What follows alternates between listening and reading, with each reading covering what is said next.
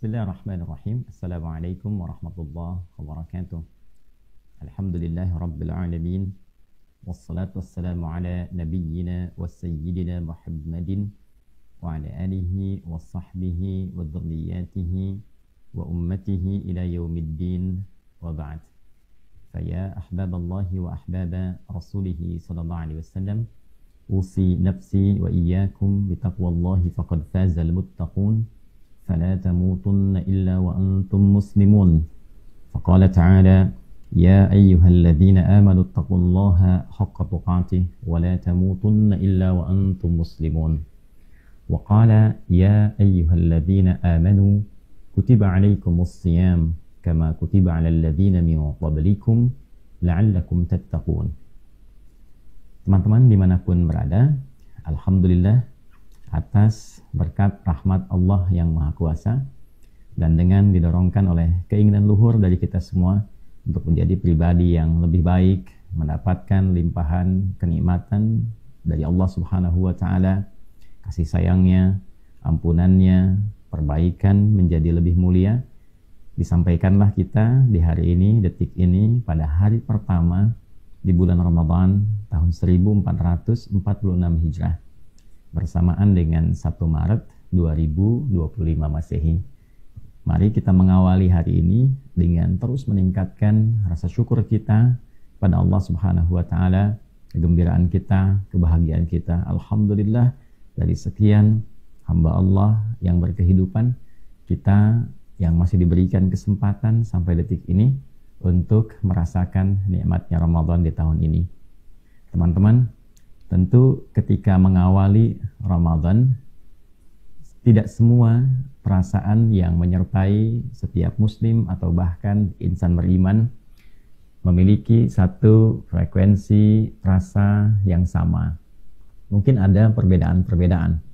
Ada yang merasakan kegembiraan yang melimpah, ada yang mungkin standar-standar saja, atau ada yang bahkan baru mengawali Ramadan mungkin sudah menghitung kapan Idul Fitrinya, kapan mudiknya, dan sebagainya. Untuk itu, penting kiranya di pertemuan pertama ini kita mempelajari bagaimana Nabi Muhammad SAW, Rasul yang sangat kita cintai, Habibullah, memberikan pedoman kepada kita. Sehingga dengan pedoman itu kita memiliki satu rasa.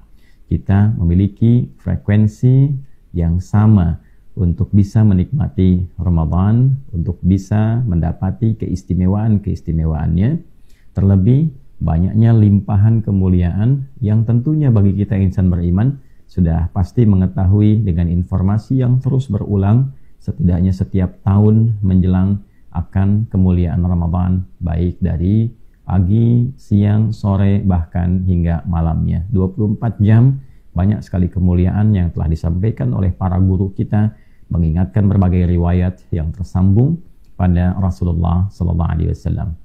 Hari ini kita akan belajar tentang doa pertama yang disampaikan, ditunjukkan, dipraktekkan, dan dicontohkan oleh Nabi Muhammad SAW kepada kita semua sejak pertama kali melihat, menyaksikan hilal awal Ramadan. Dengan doa inilah diharapkan kita bisa mendapatkan satu rasa, satu frekuensi yang serupa seperti diisyaratkan Nabi untuk menikmati Ramadan. Referensi doa ini kita bisa temukan di antaranya pada hadis riwayat Al-Imam At-Tirmidzi radhiyallahu taala anhu, nomor hadis 3451. Hadis riwayat Al-Imam At-Tirmidzi, nomor hadis 3451. Demikian juga nanti Imam Ahmad meriwayatkan dalam musnadnya. Demikian Imam Ad-Dailami meriwayatkan pula dalam kitab sunannya.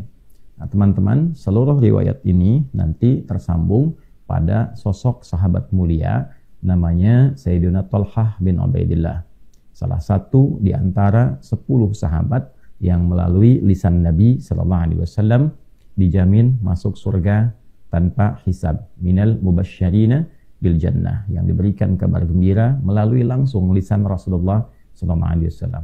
Sahabat yang sangat mulia, beliau dalam catatan sejarah terdokumentasikan lahir di kisaran 28 tahun sebelum hijrah termasuk golongan orang pertama yang masuk Islam dari 40 orang as-sabiqunal awwalun. Beliau itu termasuk di golongan 8 orang pertama.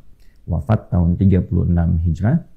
Kemudian mengikuti perjalanan kehidupan dakwah Nabi sallallahu alaihi wasallam, menyertai bahkan pertahanan-pertahanan yang dilakukan oleh umat Islam dipimpin oleh Nabi ketika banyak sekali serangan-serangan, banyak sekali bukan hanya provokasi tapi tindakan-tindakan yang sangat menyulitkan umat Islam.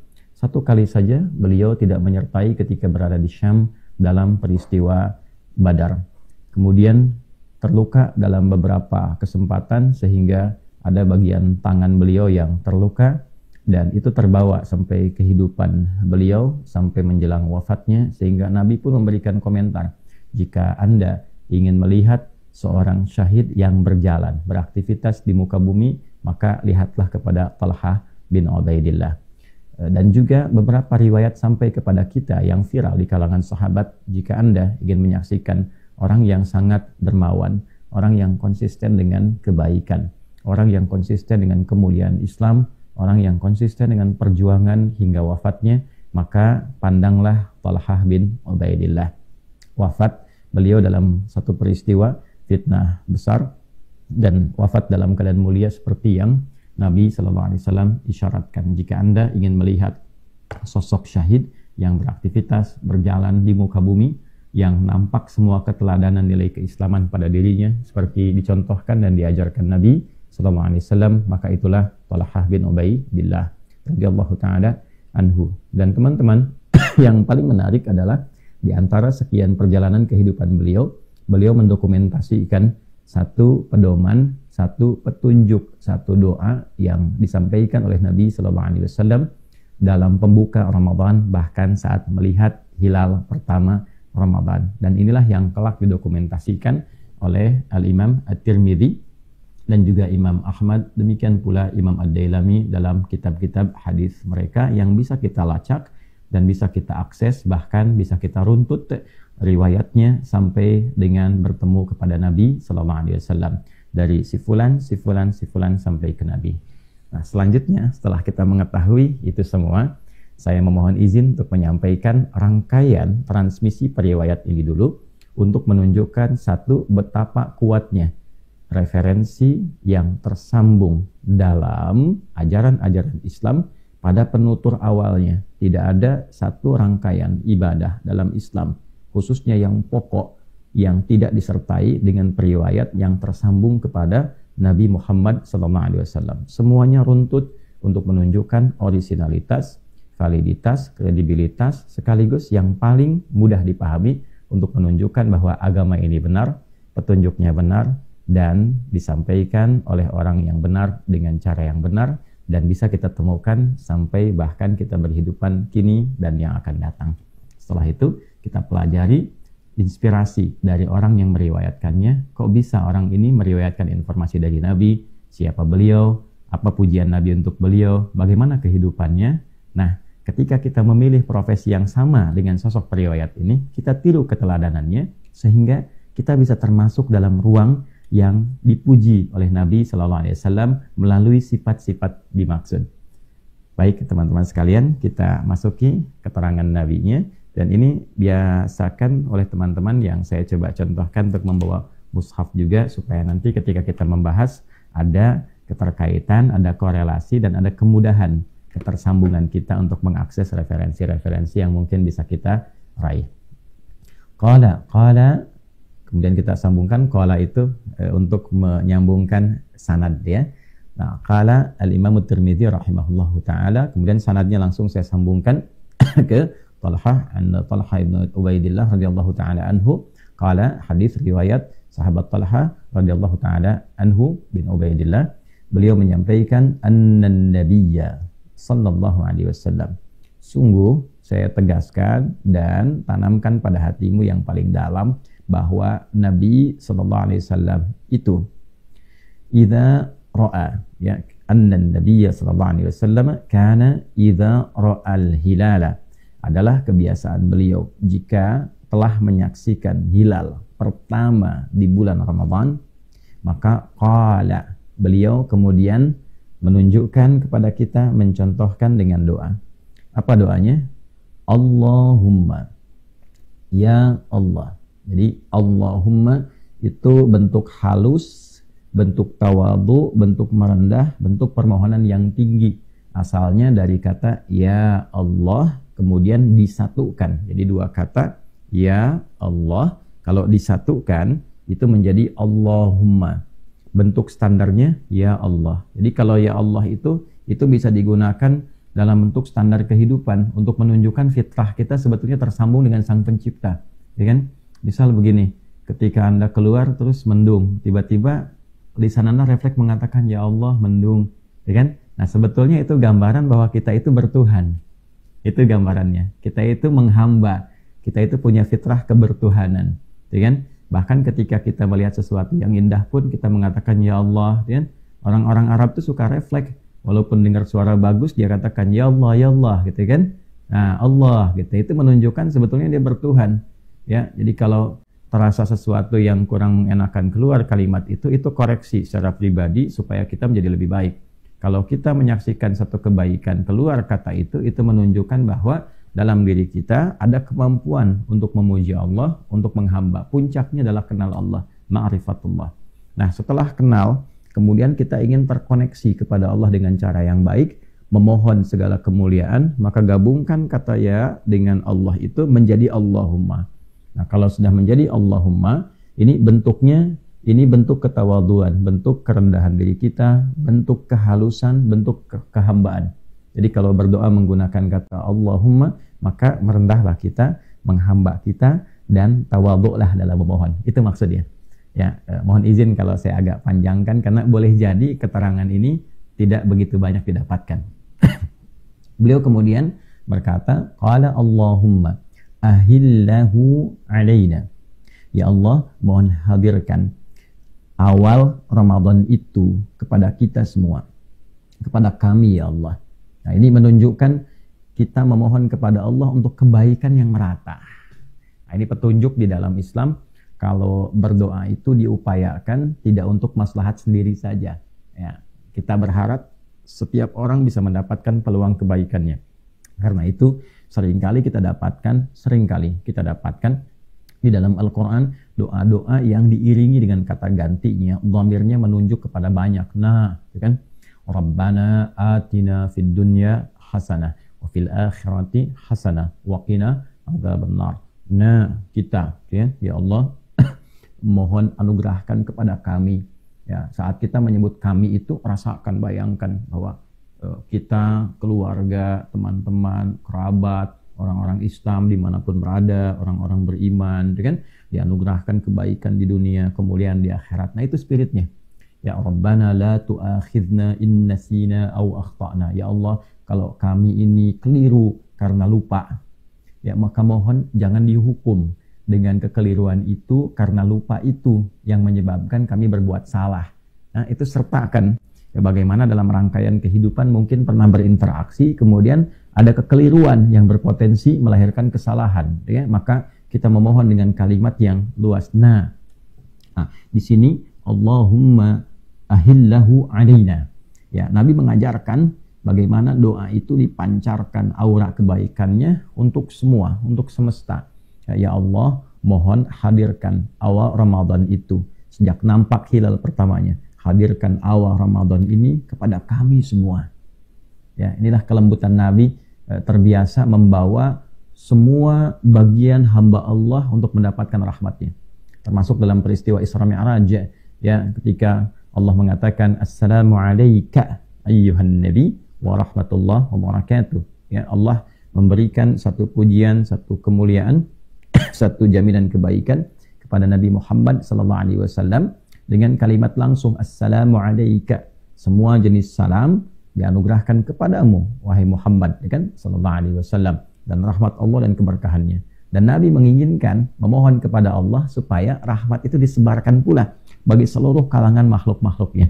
Assalamu alayna wa ala ibadillahi salihin. Ya Allah, anugerahkan pula semua kebaikan yang terkandung dalam kata salam itu kepada kami hamba-hambamu dan kepada golongan orang-orang yang soleh di antara hambamu. Ya, itulah Nabi Muhammad sallallahu alaihi wasallam.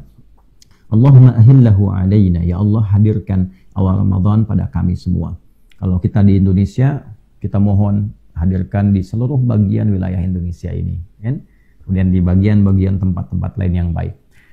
Bil yumni, satu, dengan rasa tenang, nyaman, dan nikmat. Ya, bil yumni, dengan rasa tenang, nyaman, dan nikmat. Ini teman-teman pelajaran yang sangat penting, karena boleh jadi ada yang mengawali Ramadan dengan perasaan belum tenang. Ya, kemarin yang nunggu-nunggu sidang isbat belum tenang ini, kan? Nah, yang siap-siap menghadapi Ramadan awal belum tenang ini, kan? Nah, jadi bagaimana caranya ketika kita berhadapan dengan awal, apapun kondisinya. Setelah ditetapkan, alhamdulillah tanggal 1 tenang, maka tarawehnya juga harus dimulai dengan tenang. Puasanya dimulai dengan tenang. Ya, ada yang ketidaktenangannya dihadirkan dalam aspek materialistik misalnya.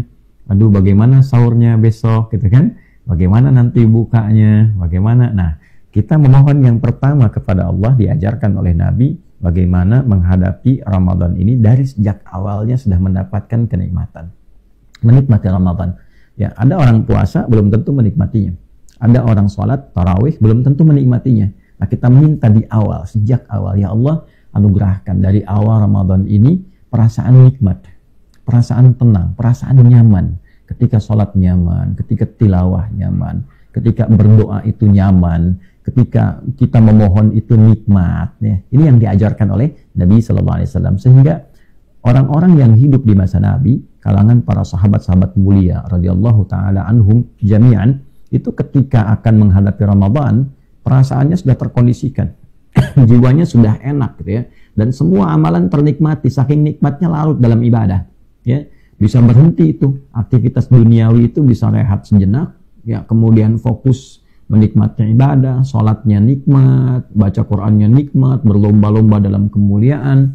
Jadi ada yang lomba dalam ibadah ritual, ya, itu yang disebut fastabiqul khairat, gitu ya, berlomba dalam meningkatkan kebaikan. Ada yang berlomba dalam ibadah harta, ya, bagaimana bisa bersedekah, bagaimana bisa kemudian motivasinya sangat tinggi, bukan hanya diukur dengan uang saja, bahkan bisa berbagi bukaan, bisa berbagi hanya minuman, bisa berbagi hanya kurma, ya, satu bisa dibagi, bahkan air pun kalau diilustrasikan bisa satu tegukan, itu bisa berbagi, saking menikmatinya.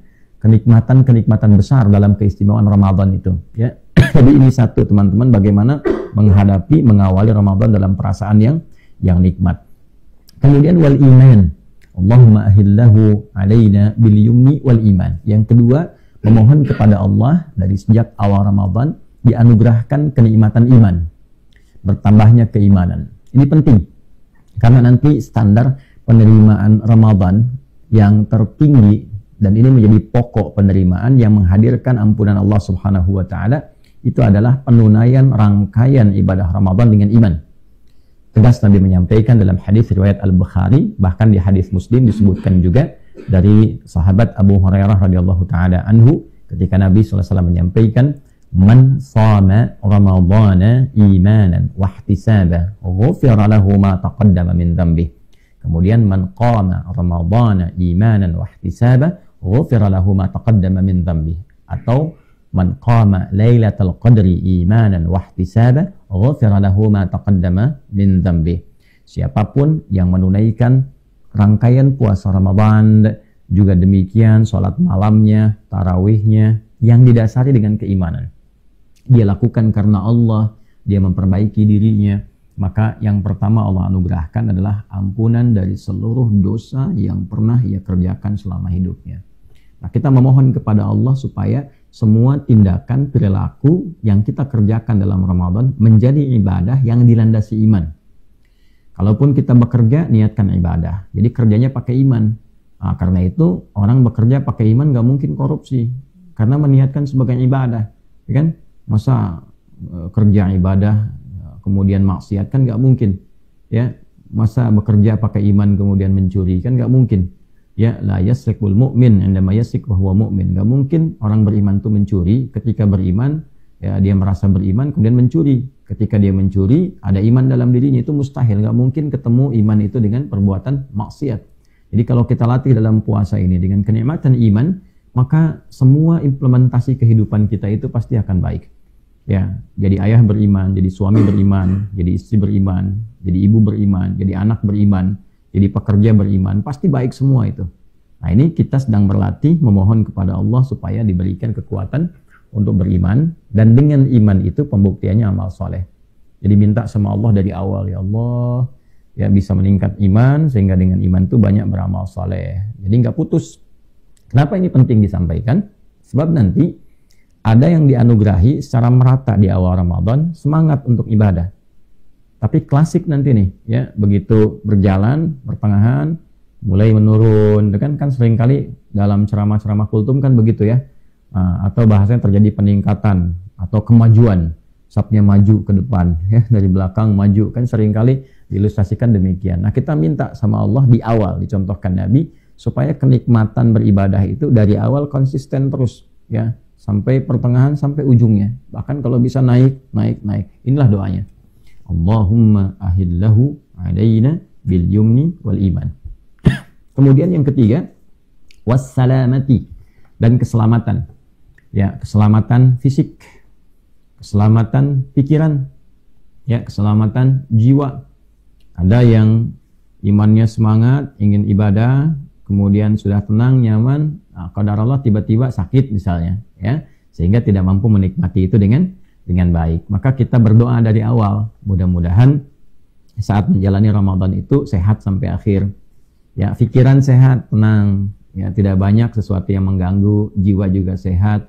Jadi minta tenang, nikmat, bahagia. Minta kekuatan iman, ikhlas karena Allah, bisa meningkat ibadah. Kemudian disertai dengan keadaan yang sehat, yang prima sampai akhir. Mengerjakan apapun, walaupun puasa, kerjanya tetap prima. Makanya nggak ada yang masuk kantor yang dikejar musola. Tidur gitu kan, tidur lagi, ngantuk lagi, nggak ada.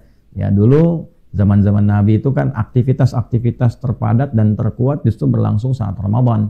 Ya, dalam peristiwa Badar, itu kan berlangsung saat Ramadan dan viral kisahnya. Banyak sekali nilai-nilai perjuangan, praktek perjuangan bahkan berlangsung di bulan Ramadan, menunjukkan fisik yang prima. Wassalamati wal Islam, ya kekuatan untuk berislam, jadi muslim yang paripurna. Jadi kalau iman tadi isiannya kepada hati, Islam itu implementasi dalam bentuk amalannya. Ya, rukunnya kan ada 5. Nah, yang pertama bagaimana menjaga syahadat, berislam, kenal Allah dengan baik, mencintai Rasulullah SAW, dan itu bisa diimplementasikan dengan belajar. Selama Ramadan kita belajar untuk mengenal Allah, ya banyak baca buku, banyak juga kita meningkatkan ibadah, ya kemudian tentang Nabi, baca sirah Nabi, perjalanan kehidupan Nabi.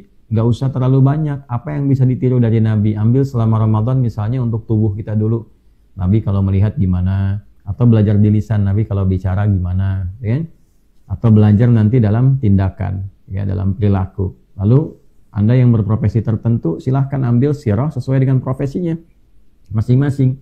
Misal sebagai ayah bagaimana, ya? Sebagai anak seperti apa. Kalau bekerja, Nabi sebagai seorang ya yang beraktivitas dalam kehidupan duniawinya bagaimana ini, yang dipandu oleh wahyu, ya sehingga mengajarkan kepada kita. Kan disebut Rasul itu karena dipandu oleh wahyu untuk mengajarkan kepada kita. Nah, semua aspek kehidupan yang kita jalani itu petunjuknya sangat nyata ditampilkan dalam kehidupan Nabi Sallallahu Alaihi Wasallam. Ya, Nabi pernah berusaha juga, bahkan Nabi pernah menggembala, Nabi pernah berusaha sampai merantau, gitu kan, berniaga. Nabi menjadi panglima, di militer ada, di rumah tangga ada, sebagai pribadi ada, bertetangga ada. Nah, apa nih topik yang mau dikeluarkan sehingga bisa berislam dengan paripurna?